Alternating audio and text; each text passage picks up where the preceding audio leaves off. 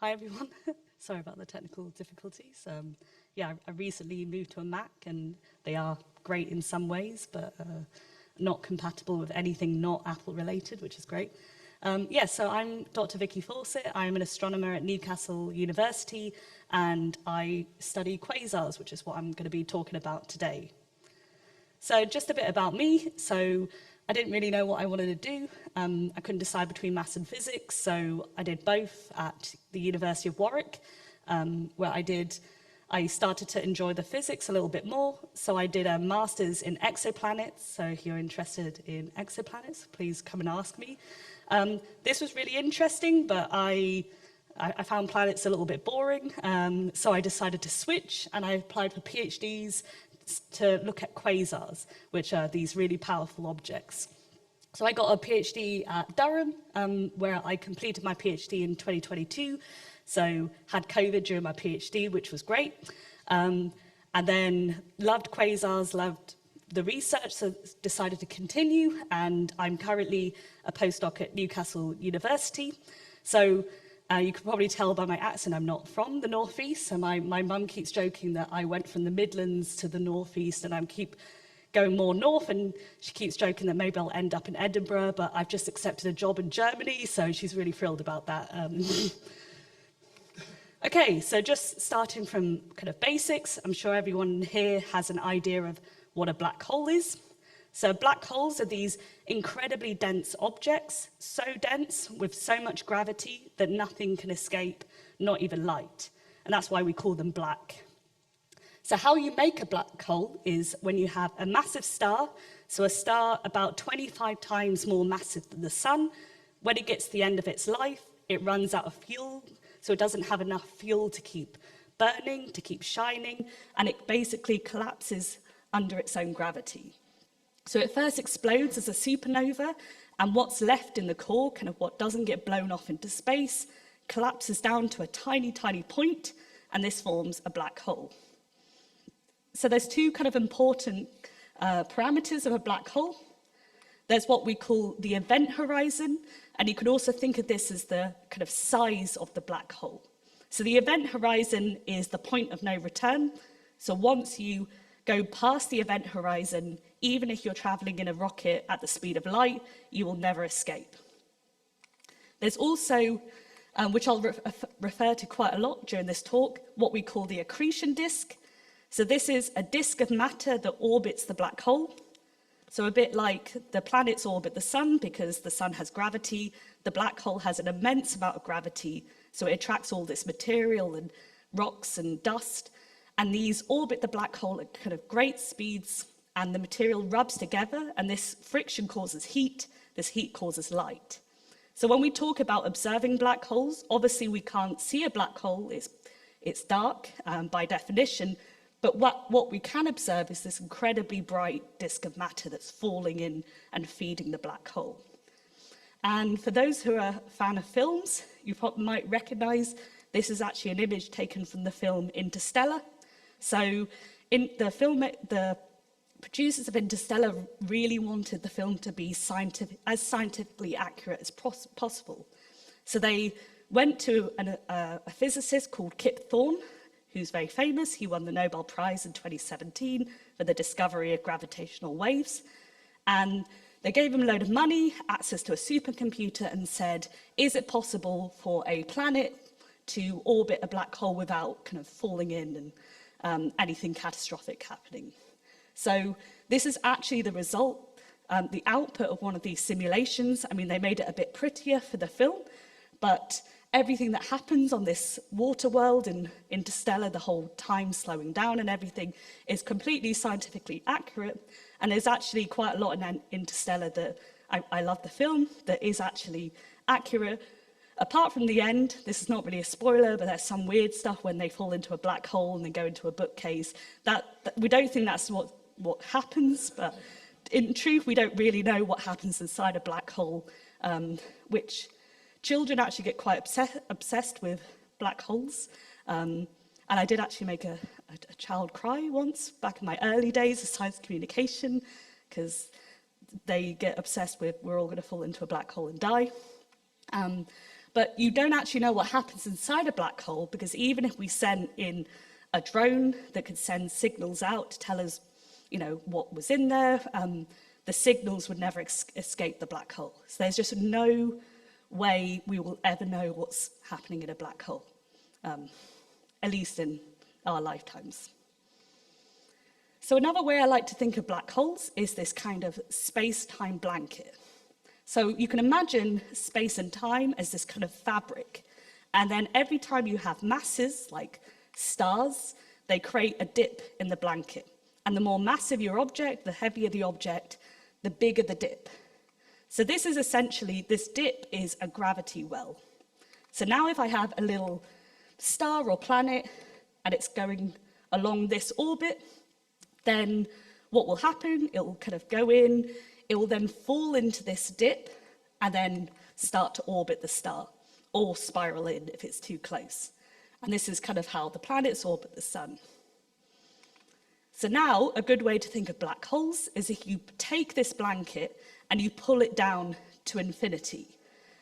So now if you have a little star that's coming close, this star's going to go in and then fall into the hole and then just keep falling forever.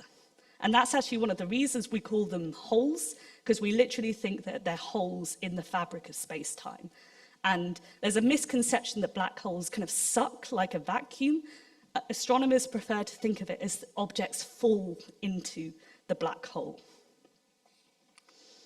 So the type of objects I like to study are to do with supermassive black holes. So astronomers, as you probably know, are very bad at naming things, typically. So a supermassive black hole, or an SMBH, is literally just a black hole that's very massive. So supermassive black holes are about hundreds of thousands to billions of solar masses, so times the mass of the sun. Typical black holes that are just floating about in the galaxy are roughly about 10 to 20 times the mass of the sun. And quite a remarkable discovery in astronomy was that we now believe at the center of almost all known galaxies, we believe there's a supermassive black hole. And including our own, which is called Sagittarius A star, and I'll get back to this one.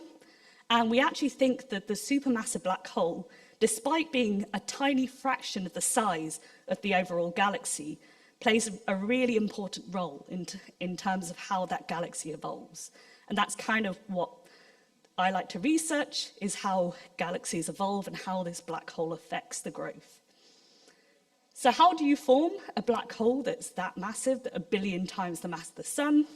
So simple answer is, we think they've just grown via accretion.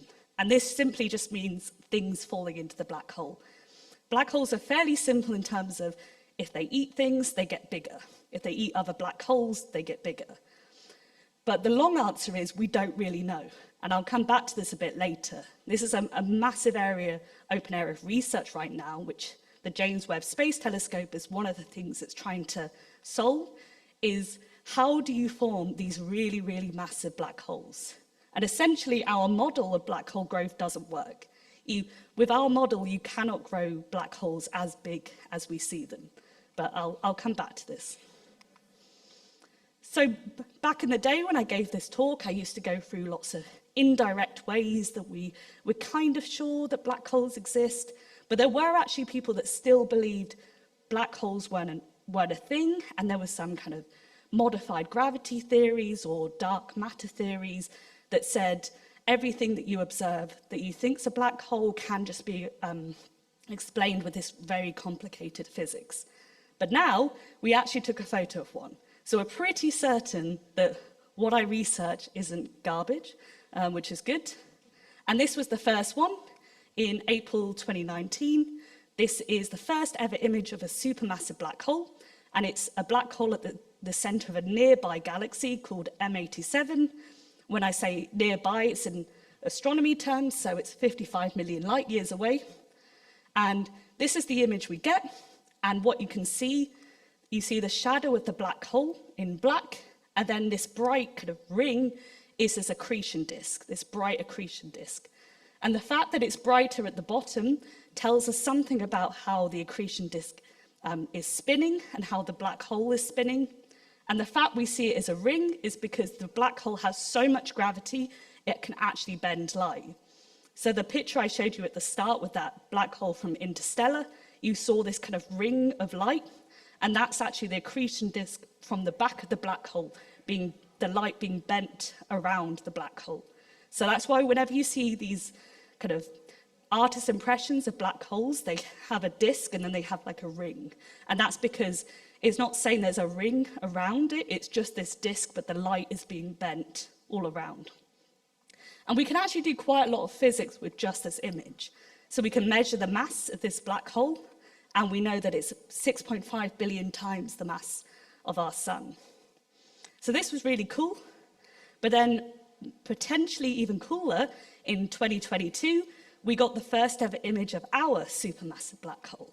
So this is Sagittarius A star, just a mere 27,000 light years away, because it's our own galaxy. And why did they produce this image first when this galaxy is so much further away? Well, there's basically just so much stars, dust, matter in our line of sight. It's really difficult to actually image the center of our galaxy. It's actually a lot easier to image the center of a faraway galaxy.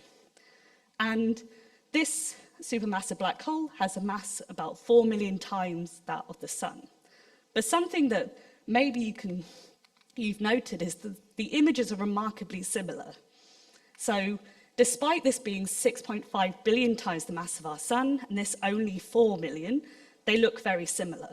And that's because despite black holes being these like weird, mysterious, exotic objects, they're actually really simple, sort of. So there's a famous theorem called the no-hair theorem that basically says all black holes can be characterized by their mass, their spin, and their charge. And the charge tends to be neutral, so basically it's just their mass and their spin. So all black holes kind of share similar characteristics. So how did they do this? So this image was taken by, you might have heard, the Event Horizon Telescope. So what was interesting about these photos is they're not traditional optical photos, they were taken in the radio. And a really funky thing you can do with radio astronomy, if maybe some people are interested in radio astronomy, is you can link up different telescopes to make a bigger telescope. And it's called interferometry. So what the Event Horizon Telescope did, which was very impressive to get astronomers all over the world to cooperate and be on time for things, is they took these observatories all over the world, so Hawaii, the US, Chile, even the South Pole Telescope, and they linked them all together. So what they essentially made was an Earth-sized telescope. And the resolution of this telescope was so good that if you had a credit card on the moon, you'd be able to kind of equivalently read off the numbers of this credit card. And there was so much data from all of these observatories that they couldn't actually send the data just by kind of Wi-Fi. They actually had FedEx vans with hard drives, even on the South Pole, to collect the data and take them back to the data processing center. So for me, despite when this image hit all of the social media, people on Facebook were less than impressed and were like, why is everyone getting excited about a fuzzy ring? I think this is probably one of the most important breakthroughs in the last 10 years of physics. Okay, so kind of moving on to what I study. So I look at things called active galactic nuclei, or AGN, not to be confused with AGM. And what active galaxies are, they're a supermassive black hole at the center of a galaxy with this surrounding disk of material that falls into the black hole that's so bright it outshines the entire galaxy. So if you imagine Andromeda or the Milky Way galaxy, if we could image it, these have beautiful spiral arms. They're a beautiful spiral galaxy. With AGN, you wouldn't see any of this structure. The center is so bright that it just blots out the rest of the galaxy. And then we say a galaxy is active if it contains an AGN. So I just told you the Milky Way has a supermassive black hole in its center. So do we live in an active galaxy? The answer is thankfully no, because they're pretty powerful, as I'll come on to. And that's simply because there's not enough stuff feeding the black hole at the center of our galaxy. It's just, so we call it inactive. Potentially, which I can talk about at the end, we are, Andromeda's hurtling towards the Milky Way, again, hurtling in the astronomy context. Always have to tell that to children again. And when Andromeda merges with us, maybe that will push enough material into the center and it might, what we call, ignite an AGN. But that's in like 5 billion years, so we'll never know. So when people started discovering AGN, so these are spectra, and I'll get back to kind of what we do with these types of graphs. So spectra is just light split into a wavelength, like a rainbow, but you can do this not just in the optical, you can do it at any wavelength. And when we started discovering AGN, we found lots of different flavors of AGN. So the kind of details aren't important, but the kind of takeaway is these all look fairly similar, but they also have a lot of differences. And the bottom left is a normal galaxy, just for context. So they all seem to have these, what we call emission lines, these bumps in the continuum, but some of them are narrow, some of them are broad, some of them have structure. And every time a new flavor of AGN was discovered, kind of the bane of astronomy is somebody came up with a name.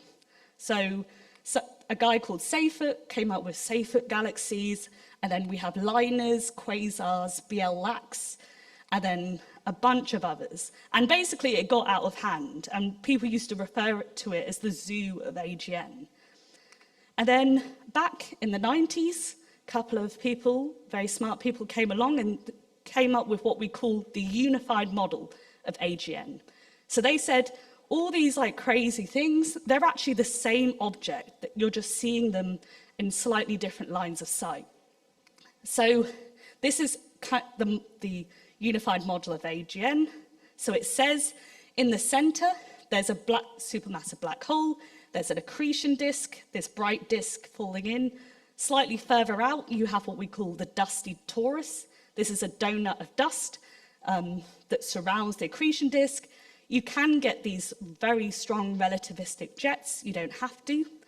And what they said is, depending on whether you're looking directly into this dusty torus, or directly down the barrel of the jet, or directly at this really bright disk, you're going to see different things. The light that you get from this object will be different. Because that's always an issue with astronomy. It's slightly different to other areas of physics, because if we have a theory, we can't go to the lab and test it. We can't fly to these objects. We have to come up with these models. So, always risky, but I have a video. It tends to work. So yeah, so this is zooming into an AGN. So you can see in the center, it's very bright, and we're going to zoom right into the nucleus. So this is the dusty torus I was talking about, and what this video is demonstrating is, imagine we're a telescope right now, and this is the angle we're pointing at. So right now, we're looking kind of directly through this dusty donut. So it's almost completely blocking the light from this accretion disk. But as our line of sight kind of moves more face on, we're going to see more and more light from this extremely luminous accretion disk that's falling into the black hole. So their model was basically, depending on your line of sight, the light that you get from your telescope is going to be a bit different, but all these objects are intrinsically the same.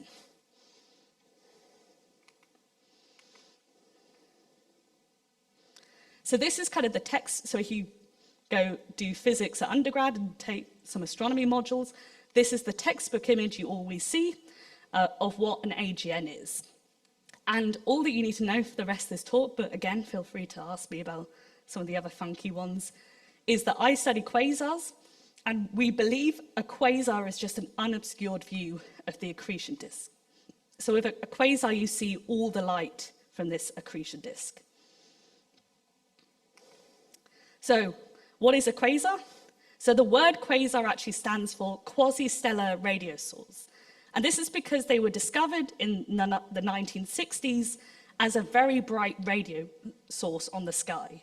And people didn't really know what they were. They were very point-like, so they looked like stars, but they were extremely bright in the radio, which stars don't tend to be.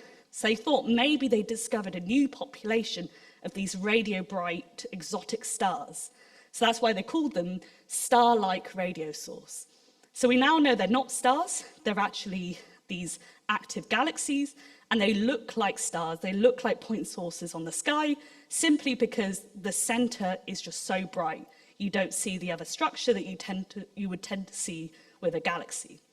So some astronomers prefer to call them QSOs, or quasi-stellar objects, to try and get away from this old name, but like everything in astronomy, the name has stuck. So a quasar simply is just the most powerful type of AGN. So of all those different AGN classes that I showed, quasars are the most powerful. And they're actually one of the most powerful objects in the entire universe, which is why I switched from planets to go and study them. And some of the most powerful quasars we found have luminosities, or brightness, about 1,000 times that of the Milky Way. So imagine taking 1,000 Milky Ways, kind of putting them all together, and that's how bright some of these quasars are. So why do we even bother? Is always a good question in research. Why do people study quasars? So one of the reasons is because they are the brightest objects in the universe. And a cool thing in astronomy, which I'm sure you're all aware of, is the further away something is, the further back in time you're looking. Because light doesn't travel instantaneously, it is quite fast, but it has a fixed speed. So something really, really far away, that light has had to take a longer time to travel to Earth. So it's actually very useful in astronomy, because we don't have millions of years to sit around looking at one galaxy, but we can see galaxies at different distances to basically probe different times in the universe. So cosmologists love to study quasars because they are the distant objects you can see. So what cosmologists do is they use quasars as kind of lampposts looking back in time, trying to probe the early universe. And they use this to try and link the Big Bang to the universe we see today. So I'm not a cosmologist. Dark energy and dark matter is interesting, but I'm more interested in the physics of quasars, but this is probably the biggest use of them, and it's why we try and observe as many as we can. So talking about how distant they are, I always have to check this is still correct, because those who have been keeping up with the James Webb Space Telescope seems to discover the most distant this and that every day, but I believe this is still at least properly confirmed, I will add, for anyone that's reading the literature. And this is the most distant quasar ever discovered, J0313-1806. Because unfortunately there was a time in astronomy where they realized they couldn't keep giving things beautiful names, and everything changed to catalogue names, because there's a lot of objects out there.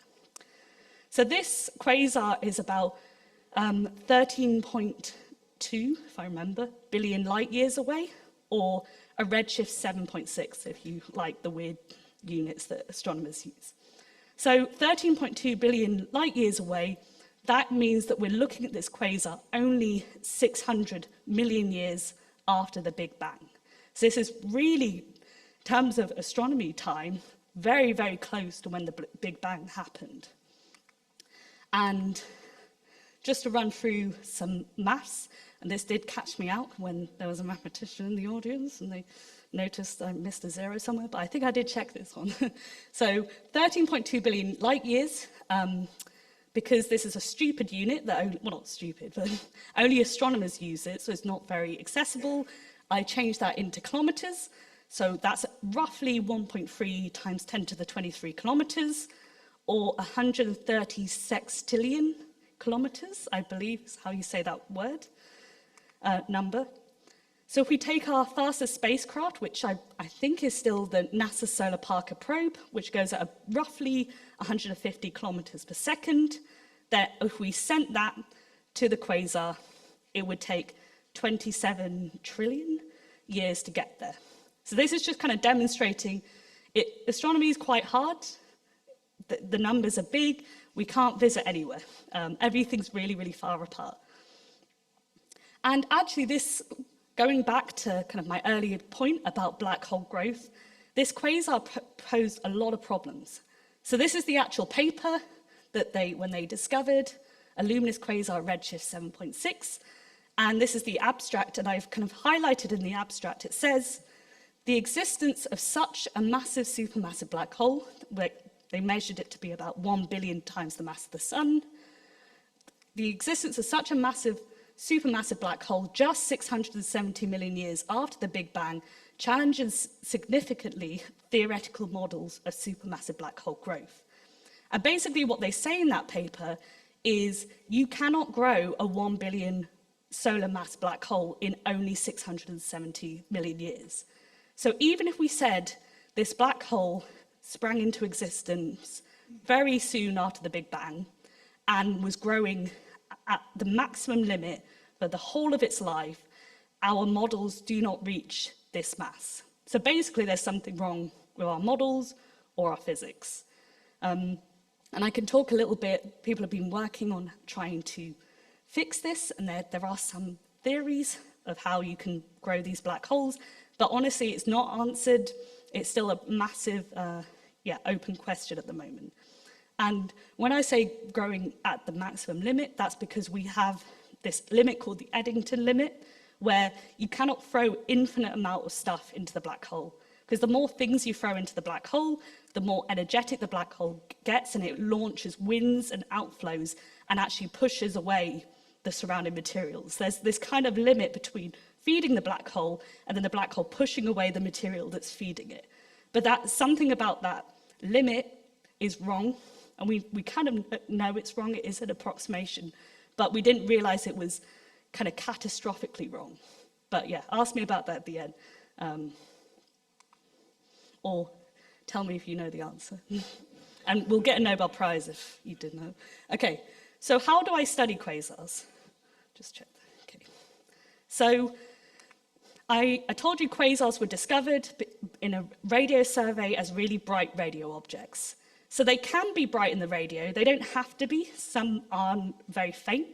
But typically, quasars are bright across the electromagnetic spectrum. You can look in X-rays, gamma rays, radio, optical. They tend to be bright in all wavelengths. And people that study AGN do use the entire electromagnetic spectrum. So in my work, I mainly use visible light. So I use two kind of major spectroscopic surveys. So previously, the Sloan Digital Sky Survey, or SDSS, and the latest data release for this has about 750,000 quasars.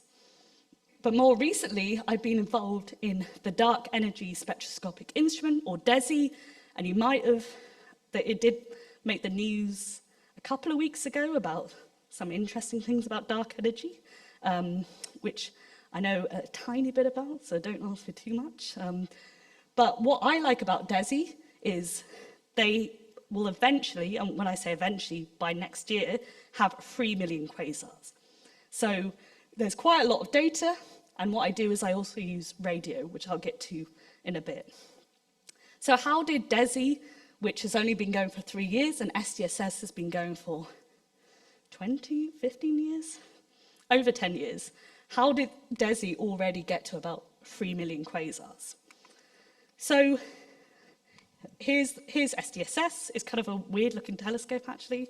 I'm not good enough at instrumentation to know why it's in a cube, but it's not quite a traditional design. So this is a 2.5 meter telescope in New Mexico, and then DESI is on the Male telescope, which is a 4 meter telescope in Kitt Peak, Arizona.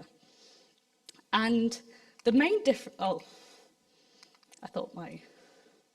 get back to why DESI's better. I must have moved the slides.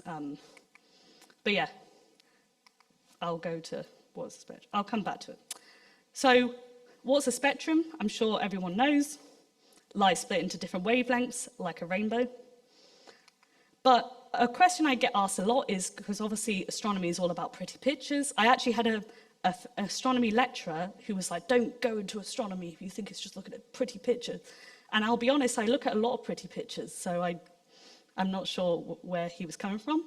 But why do I use spectroscopy when we can get these stunning images? So here are 3 stunning images.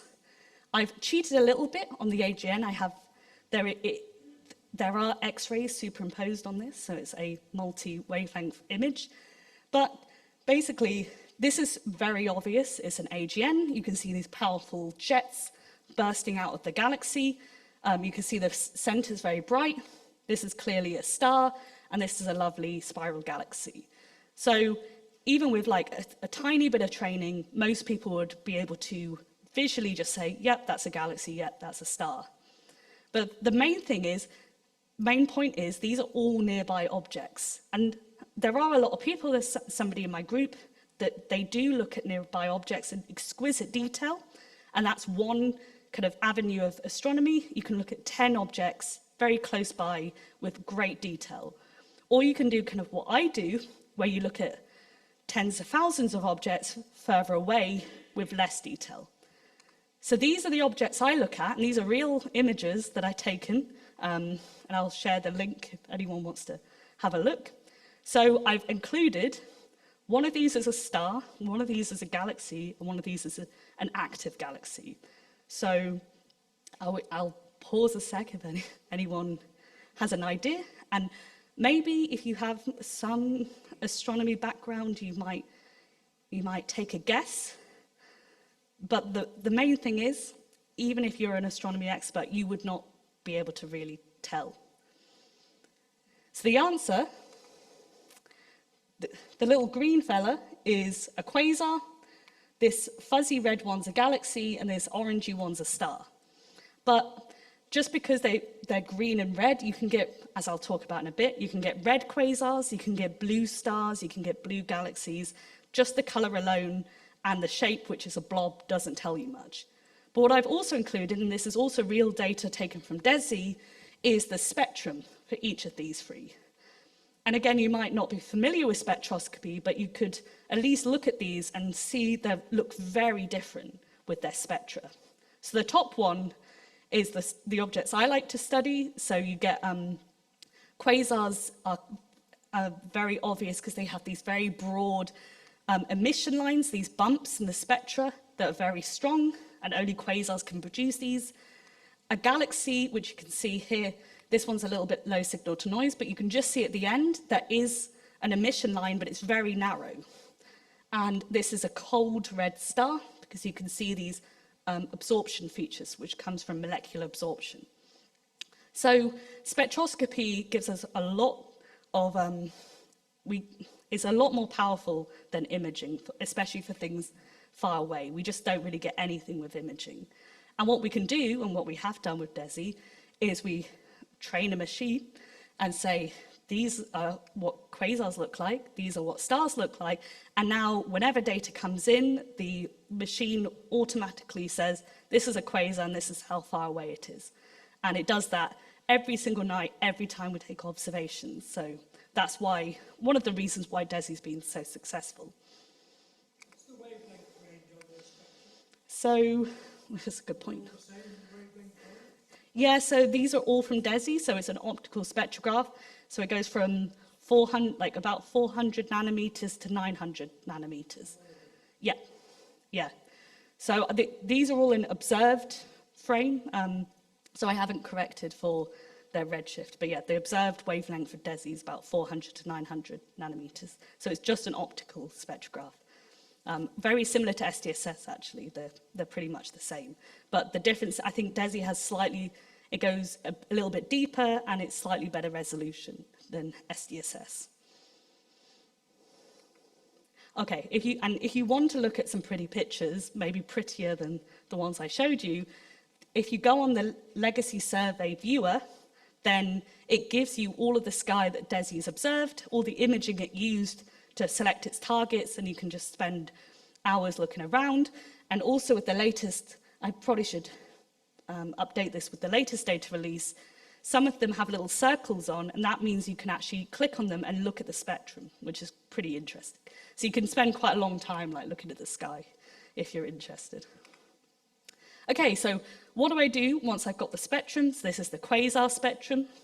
So first of all, you can measure the continuum, and this continuum, because the accretion disk in quasars are so bright and it blots out any of the light from the stars of the galaxy most of the time, this continuum tells you directly about the light of this accretion disk falling into the black hole.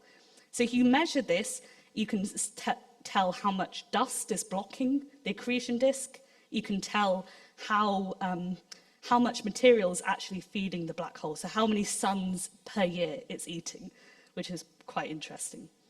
But more importantly are these emission lines. So here I've shown these are a couple of carbon lines, and then this one's magnesium. And by measuring how much flux are in these emission lines, how broad they are, you can actually calculate the mass of the black hole, you can calculate whether winds are being launched from the black hole, and then more importantly, how far away the quasar is. So people always ask, well, how do you know what that blob, how far away that blob is in the sky? Well, we measure the emission lines, so carbon-4, we know the exact wavelength of carbon-4 in a vacuum in a lab. So what we do is we take the observed wavelength, we know the rest wavelength, then there's some formula for redshift, and then you've got your distance in terms of a redshift. So essentially we use these emission lines as kind of tracers of how far away this object is. So more specifically what I work on, so most quasars kind of look like this, which I'd call a blue quasar, and most quasars typically on the sky look very blue.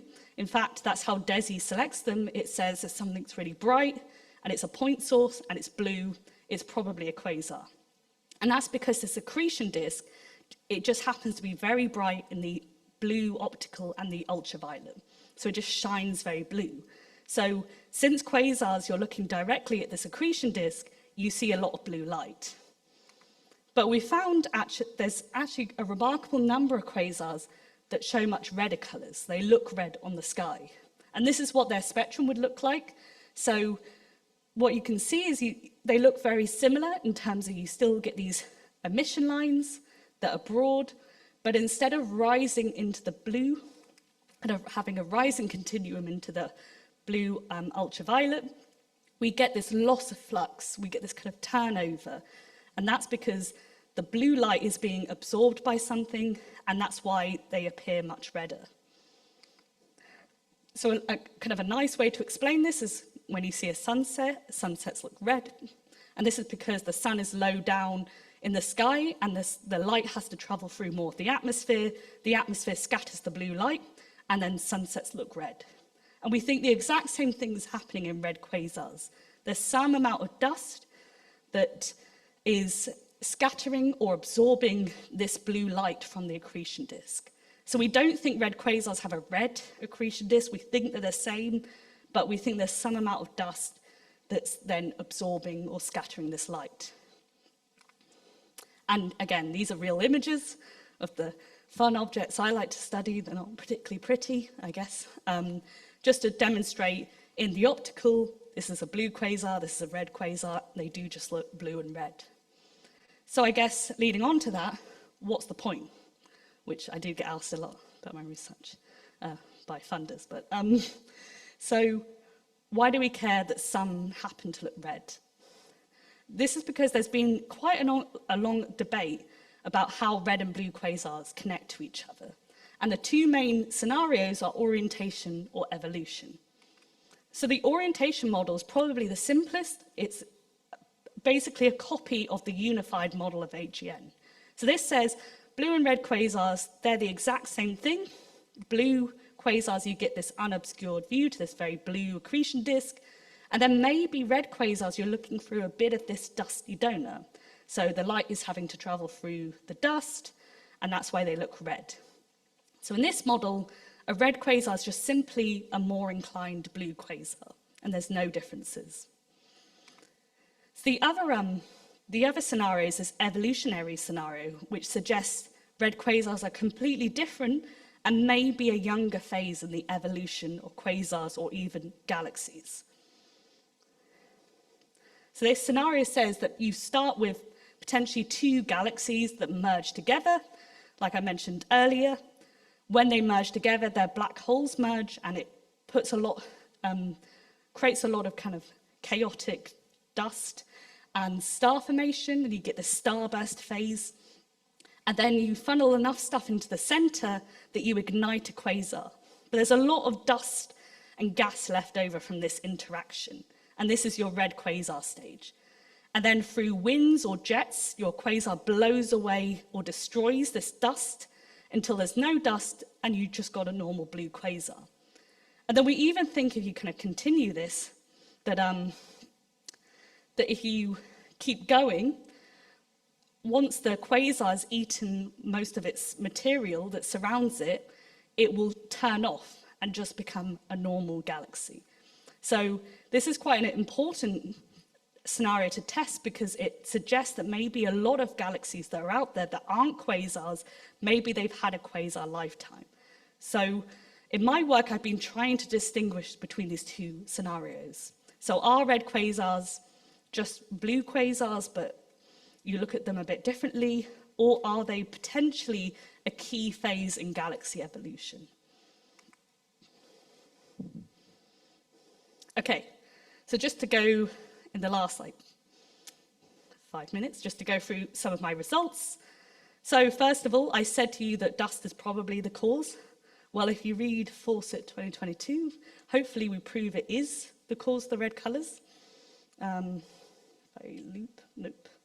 So what this video is showing in the solid blue line is a blue quasar, and I'll just pause it. In the red lines, these are 12 red quasars that I observed with the Very Large Telescope. And what I was trying to test is this grey line. I'm just adding dust to this blue quasar. It's just adding more and more dust and seeing what that does to the light. And hopefully, but feel free to read the paper if you're not convinced, you can see that just simply by adding dust, you can recreate the shape of these red quasars very well. And we do this slightly more quantifiably in the paper. So first of all, red quasars are red because they're dusty. So the next thing I wanted to do is look at the radio properties of red quasars to see if the radio properties are different between red and blue quasars. And why I wanted to look at the radio is not affected by dust. It's why when you turn the radio on in your kitchen, it doesn't get blocked by your roof, because radio can kind of travel through anything. It's why it's really great to use for communication. So just because there's some dust, the radio should not be affected if it was just orientation. So within DESI, we proposed for a program because we knew that the way DESI targeted quasars, it wants them to be blue, but we thought that DESI was probably capable of finding a lot of these red quasars. So we applied for what's called a spare fiber program, and these are normally when these big telescopes have a free fiber or some free time, they then use these like backup programs. So we successfully got this backup program to look for red quasars. And this is just a little bit about DESI, just a nice video.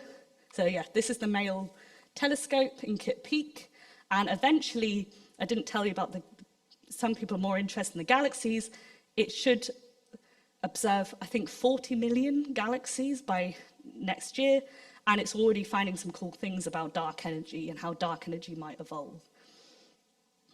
So I feel like my slide that I wanted to show earlier is this one. So why is DESI so great?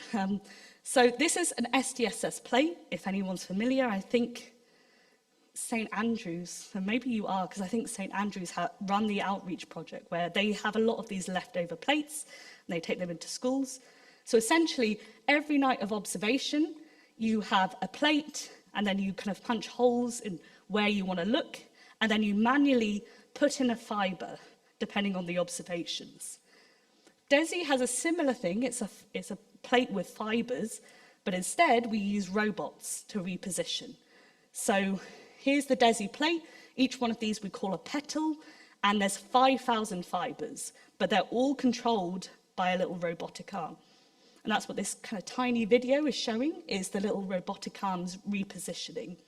And I'm not great at software, but apparently a big issue was actually these robots colliding with each other. And it took quite a long time to write the software in order to make sure they wouldn't hit each other, which would be pretty bad. And yeah, it works very well. It's extremely efficient. And that's why in just 3 years, DESI's surpassed SDSS, which has been going for about 15 years. And all the new spectrographs, there's some new ones called Moons, which I'll talk about, and Foremost, which is coming. They all use this technology now, this robotic automated fiber positioning. Okay, so this was the link I was telling you about earlier, where you can look at all the sky and all the galaxies. It's very pretty. And if I just zoom in to a little patch of sky, you see this beautiful spiral galaxy. It looks really pretty. But like I said earlier, I don't really care about this. What I care about is this little orange thing there. And that's one of the red quasars that was observed with my program. So next to this beautiful spiral galaxy. Okay, so I took all the data from DESI. I then combined it with radio data. So for this, I use the low frequency array, or LOFAR. Maybe some of you have heard this as a relatively new radio station. And the main stations are in the Netherlands, but they do have a European array as well, a bit like the EHT that they could connect together to make a much higher resolution. And I know Durham University do like a lot of this. So I wanted to explore, is there a connection between the dust in quasars and the radio emission? And I find, yes, there is, which was probably in my opinion, my most exciting result of my career. So my paper in 2023, so this is quite a lot going on, but in the top panel, you're seeing the fraction that are detected in the radio compared to the amount of reddening, or the amount of dust. So the bigger the number, the more dusty, the more red the quasar is.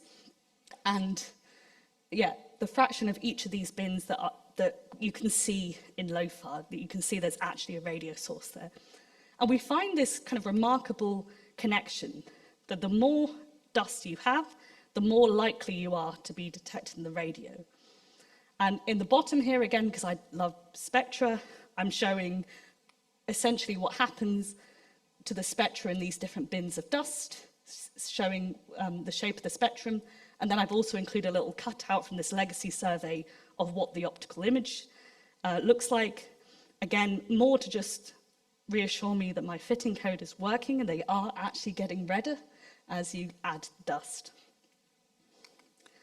So that was an interesting result because like I said earlier, if red and blue quasars are the same object, it's not obvious to me why there would be a difference in the radio, why you'd get enhanced radio in the dusty red ones. So that means there must be something else going on in red quasars to produce this boost of radio emission that's not happening in blue quasars. So just to follow this up, I've also looked at radio morphologies, or the shape of the radio emission. So this is from a previous bit of research where we categorized them into 4.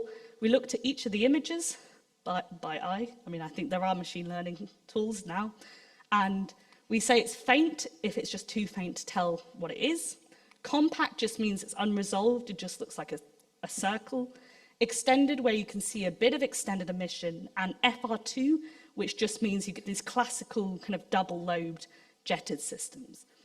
And in my work, I used high resolution data. So if you wear glasses, it's essentially the same as having your glasses off, putting them on. Everything gets into sharper focus.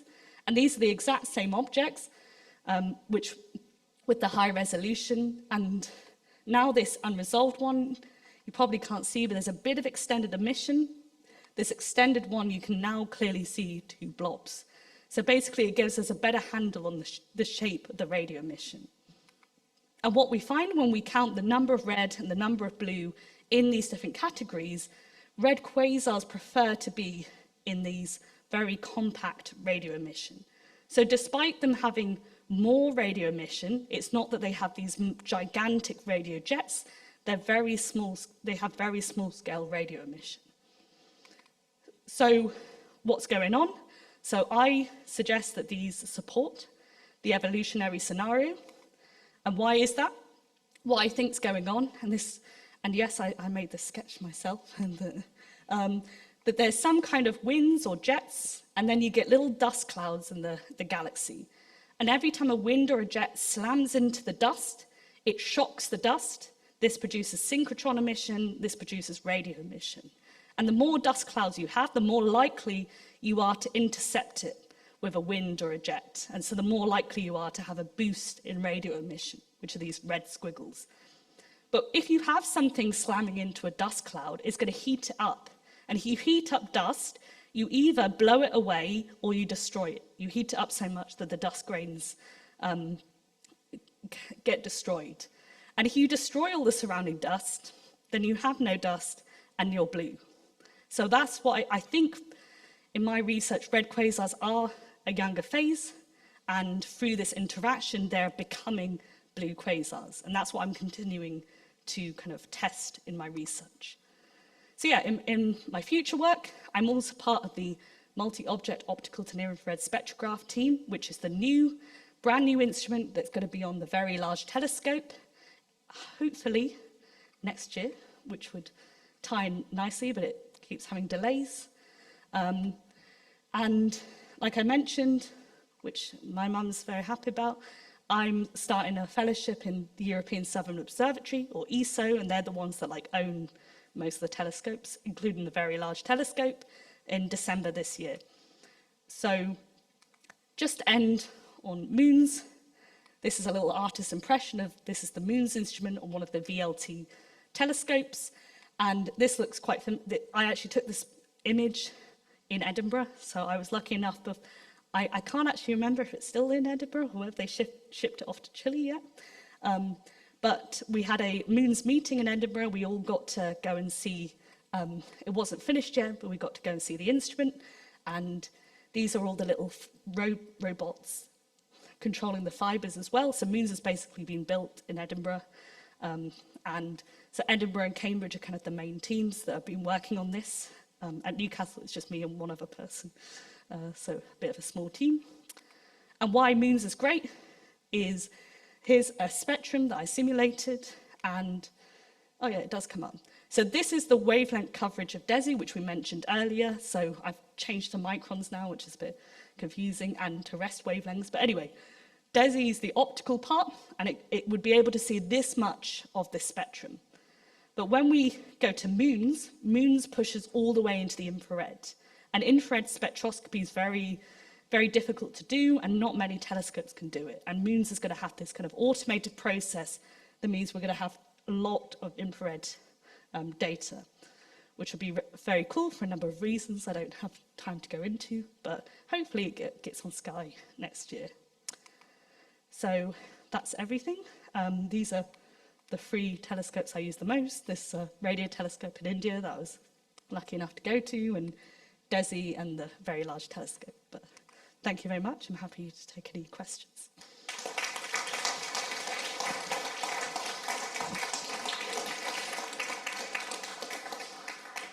Thank you, Vicky. That was really good. We had a talk about SDSS from St Andrews a few months ago, so that ties in nicely to the next stage of it. Yes, that's good. You've got things. So, time for some questions. We had, if we've got one. Hi, thanks for the talk. You mentioned the furthest away quasar that detected. What's the closest one in terms of time? Is there a period where they'll just seem to switch off? Or are there still active galactic nuclear? So the majority of quasars are at, I can't convert to, are about redshift 1.5. So you tend to see quasars in the distant universe, and that's because we believe that quasars do switch off occasionally and become more dormant. there are some nearby objects. So some people would call this the closest quasar to Earth, which is Markarian 231. This is what it looks like. So you can see the center is very bright, this kind of diffraction spike because it's so bright in the center. And it's only 581 million light years away. But the classification of a quasar is a little bit murky, and some people tend to say use a luminosity cut. So quasars have to be brighter than X to be classed as a quasar. So technically, this is what we would call a Seyfert galaxy, which is essentially exactly the same as a quasar, but it's a bit fainter, like it's a bit lower luminosity. So you do get nearby objects, and people in Newcastle, they have a program with James Webb Space Telescope to kind of closely look at 6 nearby AGN, but again, they would all be technically classified as Seyferts, because by the time you get to the local universe, you just don't get these like monster bright things. They tend to calm down, I guess, yeah.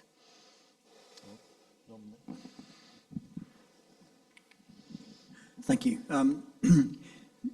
The description you give of quasars is that they need a lot of dust, or at least metals, to produce the spectrum that they have. But presumably, the black hole starts working and accreting stuff before that. So would you expect to find a sort of baby quasar that effectively doesn't have a spectrum of metals because it hasn't had the stars around it haven't had time to go through their full cycles to put metals into the accretion disk? Yeah, so I probably didn't explain this too well. So all galaxies will have metals, because mainly from supernova. So supernova, you create lots of metals in your star, and then you have a supernova, and it disperses them all into the galaxy. So when I showed those 3, I probably picked a bad example of a galaxy, but you can't really see, but just about right at the edge, that's hydrogen. And this is a galaxy, so all galaxies will have these emission lines, have these metals.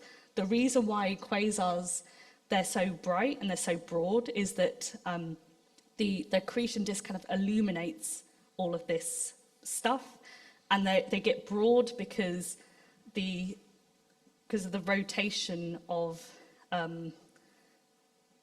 the region that produces these, like the broad line region. So these will be broadened by the rotation of the galaxy, and any additional broadening will be from the black hole and the accretion disk rotating. I feel like I didn't explain that well, but all galaxies have metals, but the ones in quasars are much more bright because of how active the black hole is. One over there.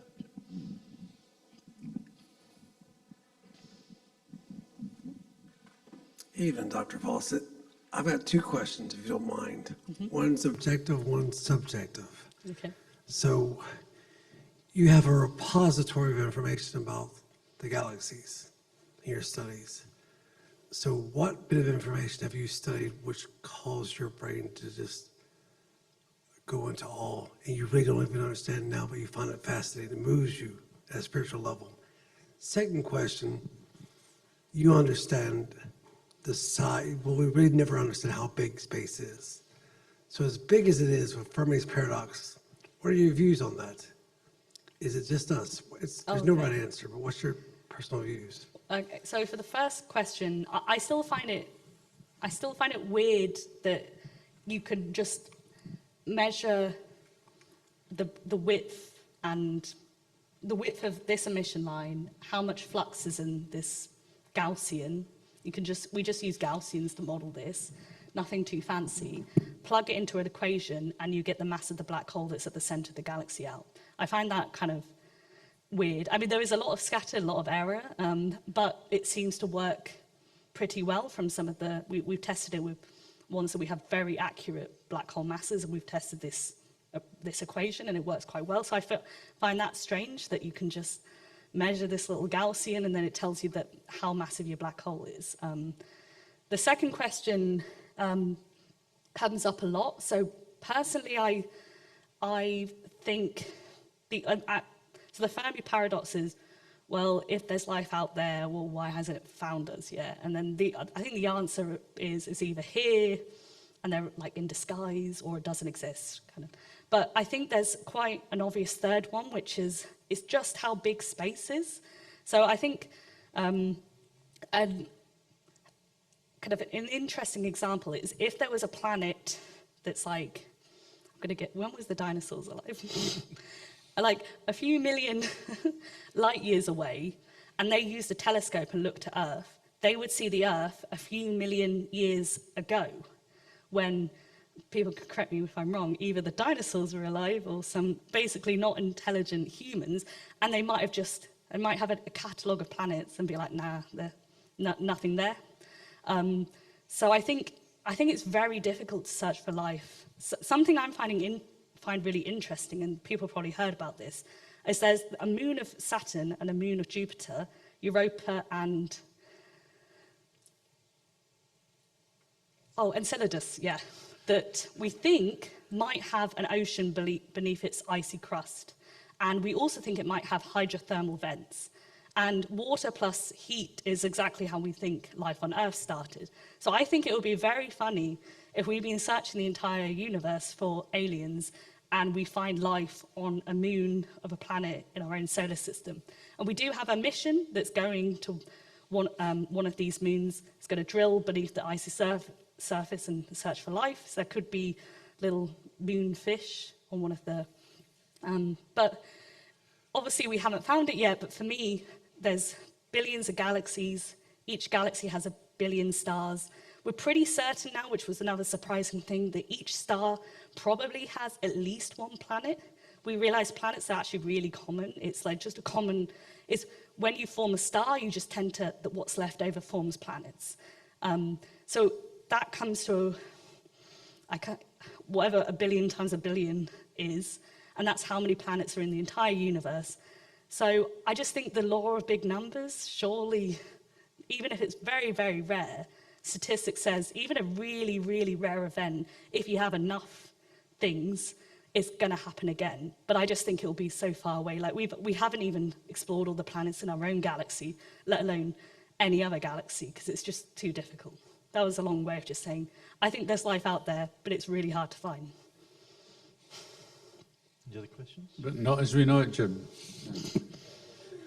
Jim's got another one, yeah? Peter? Jim's got another one there.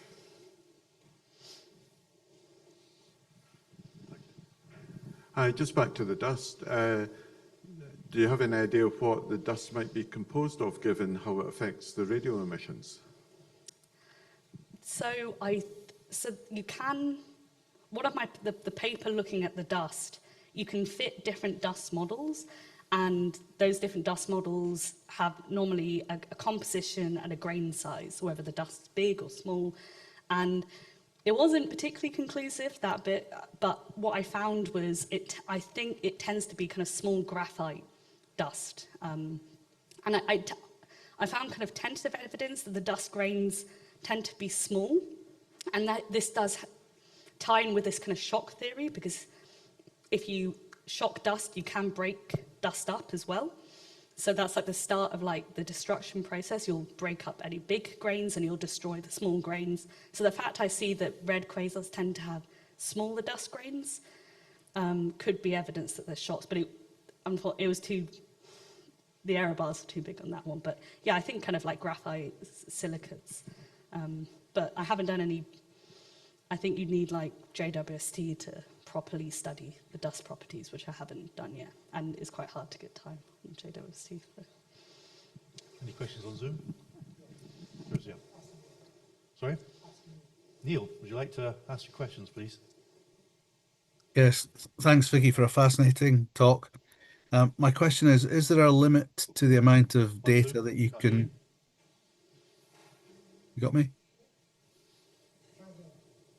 Try again, Neil. Fascinating talk. Is there is there a limit to the amount of data you can usefully analyze on any given AGN before you move on to another target? So, for example, will you go back to previous targets when you add the moon's data? Yes. So I guess the short answer, there's always more information you can find, especially when you get better and better telescopes. So I'm actually, at my follow-up paper to this DESI one, I'm kind of using the same sample, but focusing now on whether I can link winds being launched from the black hole to dust properties. And then, like I said, every time you get a new telescope, you're like, oh, I want to look at those targets, but in the X-ray, in the 7mm, in the far infrared, with JWST. So you definitely would go back, and it tends to be more beneficial to go back to the same objects. And there's like a famous patch in the sky that every telescope looks at called Cosmos. And that's because this little patch of the sky has had every telescope, all the wavelengths. So if you want to do any study, you get the entire electromagnetic spectrum, which these days, back in the day, you were either an optical astronomer, or you're a radio astronomer, or you're an X-ray astronomer, and that would be you for your entire life. Whereas these days, people are realizing the benefit of multi-wavelength or multi-messenger astronomy, how like different wavelengths tell you slightly different things about that object. And you can't put all of that into one paper, because that paper would be really long and take a very long time, and you'd probably run out of funding before you'd finish it. So yeah, you definitely, like these DESI quasars, I'll probably keep going back to different telescopes. Any other questions on Zoom? We have another question about dust, so if the person wants to unmute to ask that question. It was just about the scale of things, because you referred to a lot of things being astronomical scale, which is, when you say the graphite grains, dust grains are small, what is small? You're not talking about nanometers. I've got to remember now. I think, if I remember, it meant like a micron in size. But they kind of range, I think, from like 0.1 to 10 microns is the scale of this dust. So it literally is just kind of like household dust scale, I would assume. I don't, that's maybe incorrect, but. We have one last question here from Fred. It's actually not a question, Vicky. I just wanted to say thank you very much for making that understandable. Oh, I came tonight fully expecting to walk out not understanding a word of it, and I didn't even do physics to O-level standards, so thank you very much. It was really interesting. Oh, thank you. Yeah. That's a good way to finish. Thank you. Oh, thank you.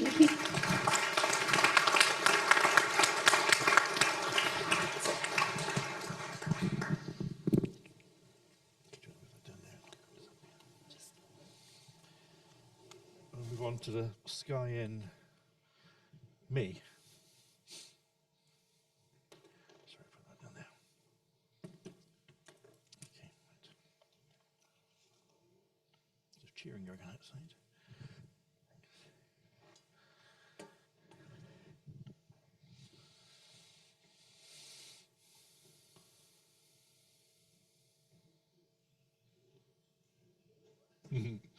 God.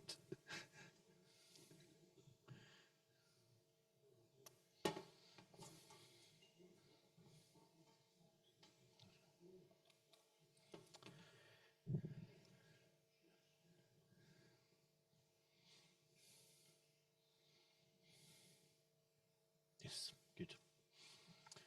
Sky in May over Edinburgh, Scotland.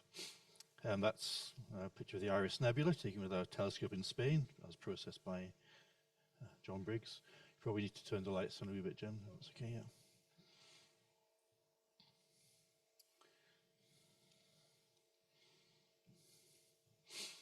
Yes, we actually have had some clear nights in Spain recently, not too many. I think everyone in Spain is complaining that they've never seen weather as bad as this, so it's actually been better weather in Edinburgh than where our telescopes are in Spain. It's actually true. I think we've had a lot more clear nights in Edinburgh, but we have had some recently, but probably not tonight, I think. So starting off with the moon, those are the phases of the moon for the month. First quarter's coming up, full moon on the 12th, so if we do get clear skies, then it's not really a DSO observing time. We've missed a new moon, but that's at the end of the month. We did capture the moon with the Merle telescope in March, and that's John Briggs' process of that. And I did a couple of close-ups using the same data on Copernicus, and that little innocuous crater Tycho that splats all over the surface of the moon. Sorry about the music, nothing we can do about that. The sun, obviously, there's more sun than night at the moment. So at the start of the month, the sun is rising at 5:30 and setting at almost 9 o'clock. And at the end of the month, it's going to be rising at 4:30 and setting at 21:45. Twilight is definitely taking over. So from the 5th of May, there will be no astronomical darkness as such until the 9th of August, which will be just in time for the Perseids meteor shower, which will be good. So nautical twilight for much of the rest of May until we get into civil twilight even. But the sun is still a good object to observe, with the usual proviso that you do it safely with the right equipment, and it's fun to do if you know how to do it. If you don't know how to do it, then ask us and we'll let you know how to do it safely. Otherwise you can damage your eyesight seriously.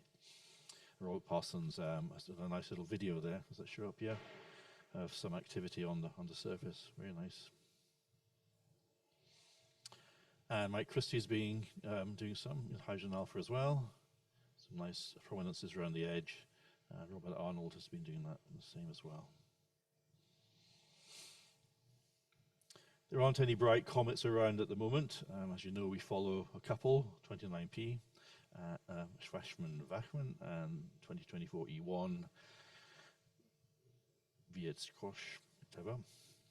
2024 E1 isn't the most spectacular at the moment. As you can just about see in the center, it's a fuzzy blob with a very small tail. That's Douglas processed that one from Zero data. But the reason we're following it is because it has potential to be quite interesting. So this is the path of the comet from about October this year till April next year, and those are the magnitudes that we should be seeing. So October it could be about magnitude 11, in January magnitude 5 before it takes a little winter holiday to the southern hemisphere, and then back up in March and April as well. So we'll keep following this comet and see what it does. Hopefully it does something interesting and develops a nice tail. 29P, as you know, we talk about this quite a lot, and it's undergoing quite a few mini outbursts at the moment. It's actually not in its most interesting phase. It's not having any major outbursts, but until recently we weren't able to detect these mini outbursts. But the quality of the data that we can produce, not just us, but all the other people watching this comet around the world, is such that we can even detect outbursts of magnitude 0.2, which we did just a couple of days ago, in fact. So there's lots of stuff going on, cryovolcanic activity on this comet. And that's a recent picture from a telescope in Spain that Douglas processed. It's got a bright nucleus and quite a fuzzy coma around about it. It's not the most interesting to look at, but it is quite an interesting object with all the outbursts that it does have. Just a reminder why it's quite special is 29P has got a sort of planetary orbit. It's just on the outside of Jupiter, so it comes back every year in the same way that Jupiter does. So we've been able to watch it for quite a number of years now and watch these outbursts and how it changes and so on. So quite an interesting object. For meteors, we have the Eta Aquariids this month, which will peak on the 6th of May.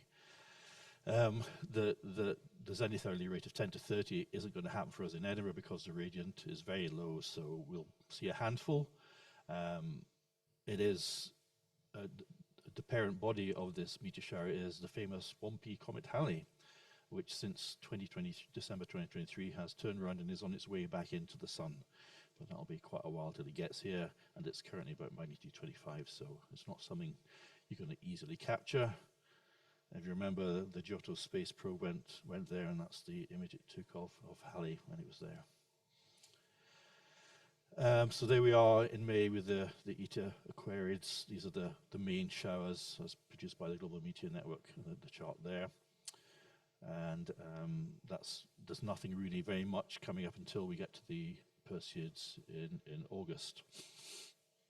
But there are still interesting meteors from this Eta-Aquariid shower. This was from my north-facing camera that was noticed by Jamie Shepherd, and he had to manually solve the data to work out the orbit and so on. And Jamie does that. It's great. And as he said, he tends not to think of them as a shower worth observing in the UK, but with the cameras that we have, meteor cameras that we have now, there's potential of these long-pathed grazer meteors just before dawn. So it's probably still worth keeping an eye on our meteor cameras to see what we can capture. The April Lyrids shower has passed now. This is a report from Mark McIntyre at UK Meteors, the 193 cameras in the UK network, of which we have quite a few, made around 5,000 detections, and 6% of those were matched with other detections by other cameras. So 441 of those were confirmed as Lyrids. That's when the Lyrids was, and that was quite a sharp peak, which dropped off fairly rapidly and didn't last too long, but there were quite a few that we captured with our cameras. And that was the second brightest, that's captured by UK cameras by Jamie Shepherd's camera in Loch Earnhead. And you can see the meteor was between southwest Scotland and Northern Ireland. At a mass of 4.5 grams, it wasn't going to drop anywhere, so Will Joy won't be running anywhere to try and find the next meteorite. And as always, you can go to our website and look at the data from the 17 cameras that we have in the Society, and as you can see the coverage there. We cover most of the UK. We could do with a bit more on the south coast. We cover some of Central Europe and Germany as well. But if you like adding to that, then we can tell you how to set up your own camera. It's good fun to watch them every day. Planets this month, not the most interesting. We've had some good views of planets over the winter, but nothing like so interesting at the moment. So Mercury and Venus, these are morning objects now, but they're not really objects for us to observe. This chart's showing for the middle of the month, but they're very difficult to capture. Venus will be at greatest elongation west, away from the sun, on the 31st of May, but it's going to be in really bright skies and low down, so not really the best to observe. Similarly for Saturn, a very low down sunrise, and also not going to be something you can see anyway. The rings are just about edge on just beyond the ring plane crossing, so you're not going to see much of them anyway. However, Jupiter is still visible in the west after sunset. It's getting lower into the twilight towards the end of the month, so it's going to be much harder towards the end of the month, but you can still see it at the moment. It will come to opposition next on the 10th of January 2026, so a few months before that and afterwards we shall hopefully get a good apparition again, as we did over the winter this year. This is a picture I took just the other day of the crescent moon and Jupiter, so you can see it is visible in the twilight sky, but that's going to be getting lower down into the brighter sky. And a reminder, this was David Brett's excellent picture of Jupiter. We've been enjoying this all winter, and David won the image of the quarter with that one. Have you had your prize yet, David? Yeah, it's good. It's really good. Mars is probably the easiest planet to see in the sky, but it's not the most interesting to look at the moment. It's still clearly reddish, orangish, but it is getting fainter at magnitude 1, and it's quite small, only 6.5 arc seconds, so it's not much to look at through a telescope. But it is interesting in other ways. So Mars is going to be visiting the Beehive, M44, the Beehive cluster. So on the 3rd of May, that's tomorrow, Mars, the 43% illuminated moon, and the open cluster M44 will be within just 2 degrees of each other. And if you go out at midnight, which should be dark enough to see then, that'll be about 26 degrees at altitude. So might be make a nice image, might be quite a tricky image because the moon will be so much brighter than either Mars or the cluster, but see what you can get. And that's Nigel Goodman's image of M44. We don't have many in our Flickr group, only Nigel, so Nigel gets pulled out every time we talk about M44. So if you fancy adding to our images of M44, please give that a shot. Push Nigel out of the way. The close-up there, you can see Mars is just you can see that Mars is just outside the cluster and the Moon's just alongside there. Part 2 of the encounter, 2 days later, on the 5th of May, the Moon is out of the way, but M44 and Mars are going to be even closer, just a little more than half a degree, which is about the same distance as the full Moon diameter apart. And it's almost as if, in fact, it is that Mars is actually within the bounds of the cluster, so that should be an interesting one to try and capture if you want to try and do that. But have a look through binoculars; it'll be visible. Small telescope, anything really.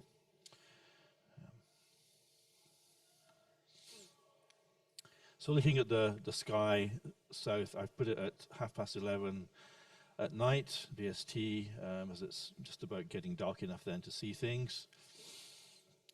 Over there to the west, we see Cancer and M44 and Mars, I've just been talking about, heading towards the horizon. It's been galaxy season recently, and these are the main areas of the galaxies we've been watching in Leo and Virgo and Coma clusters. And up there in Canes Venatici is M63, which we captured with our telescope in Spain. That's another process by John Briggs.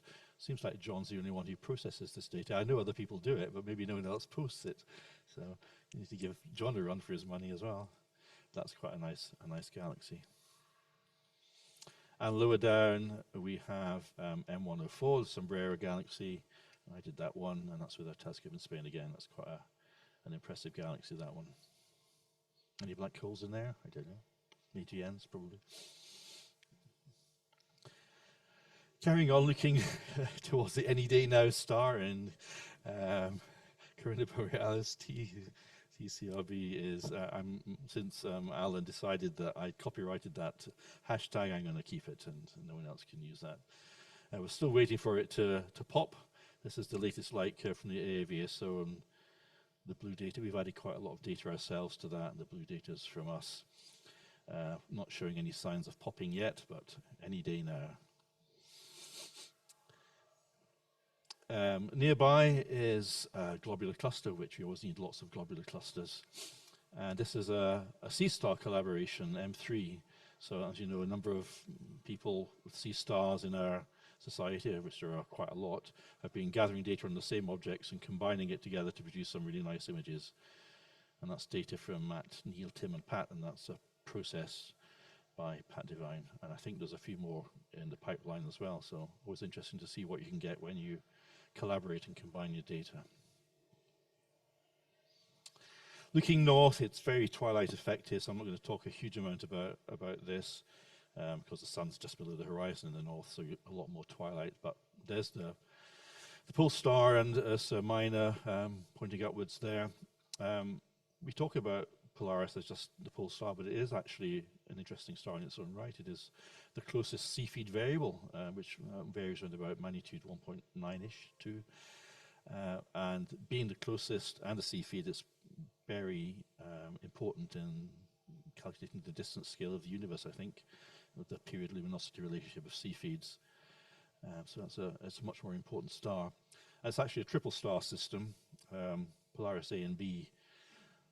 We should be able to separate with a decent telescope.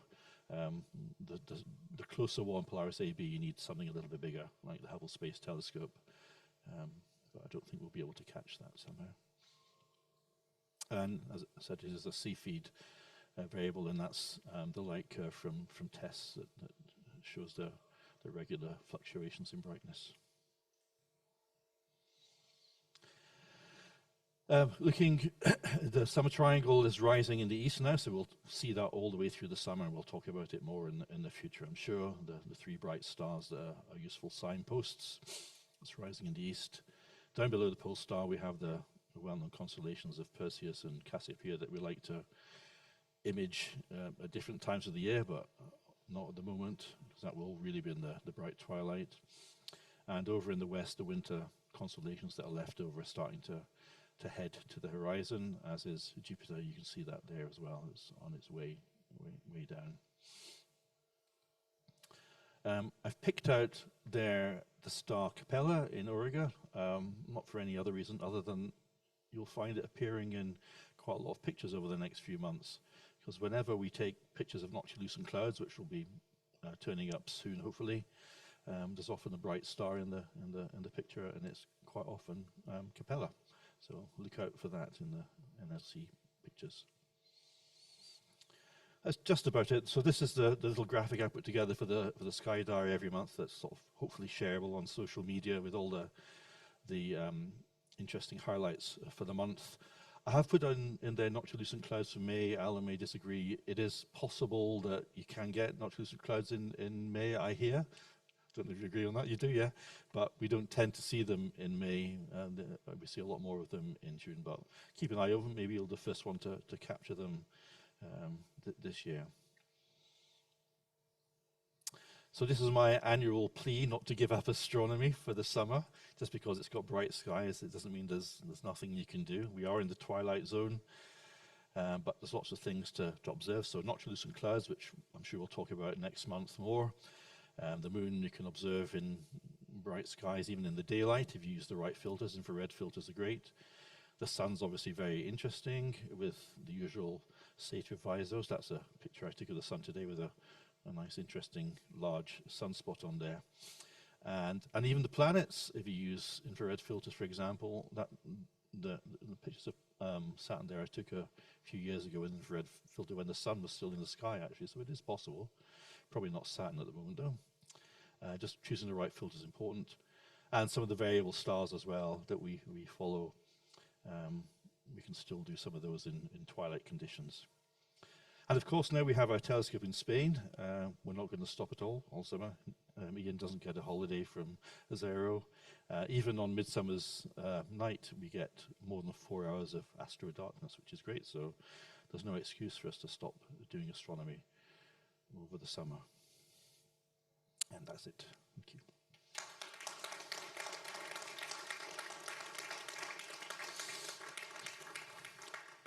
So sorry for the few technical issues we had, but we got them sorted out.